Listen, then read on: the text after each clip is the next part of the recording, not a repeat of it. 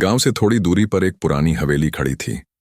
लोग कहते थे कि वहां रात के समय अजीब अजीब आवाजें आती हैं। खिड़कियां अपने आप खुलती बंद होती थीं और अंदर किसी के रोने की गूंज सुनाई देती थी। गांव वाले उस हवेली को शापित हवेली कहते थे। एक दिन शहर से एक नौजवान पत्रकार अर्जुन उस गांव में आया। उसे इस हवेली के रहस्य को जानने की जिद थी। गांव वाले उसे बार बार समझाते रहे, बेटा उधर मत जाना, कई लोग गए और लौटकर नहीं आए।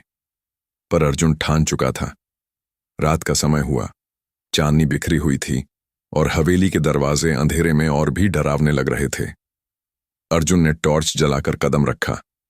अंदर जाते ही उसे लगा मानो हवेली उसके कदमों की आहट को निगल रही हो। दीवारों पर पुराने चित्र टंगे थे जिनकी आंखें जैसे उसका पीछा कर रही थीं।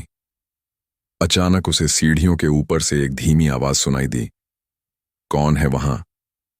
अर्जुन का दिल जोर जोर से धड़कने लगा, पर उसने हिम्मत जुटाई और ऊपर बढ़ा।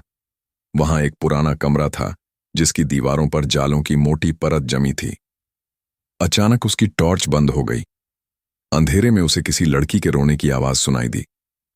जब उसने मोबाइल की रोशनी की तो देखा एक सफेद कपड़ों में युवती कोने में खड़ी थी। उसके चेहरे पर आंसू बह रहे थे। अर्जुन डर के मारे जड़ हो गया। लड़की ने कहा, मेरा नाम राधा है।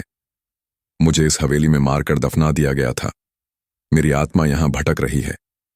अर्जुन कांपते हुए बोला, मैं तुम्हारी मदद करूंगा, लेकिन कैसे? राधा की आत्मा बोली, मेरी अस्थियां हवेली के नीचे दबाई गई हैं। उन्हें पवित्र गंगा जल से प्रवाहित करो, तभी मैं मुक्त हो पाऊंगी।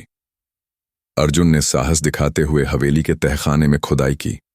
सचमुच वहां हड्डियां मिलीं।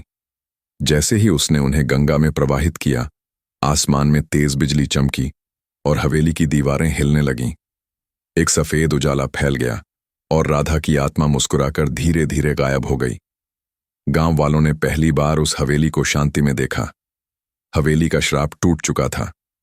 अर्जुन गांव में हीरो बन गया क्योंकि उसने सालों पुराना रहस्य सुलझा दिया था। पर कहानी यहीं खत्म नहीं होती।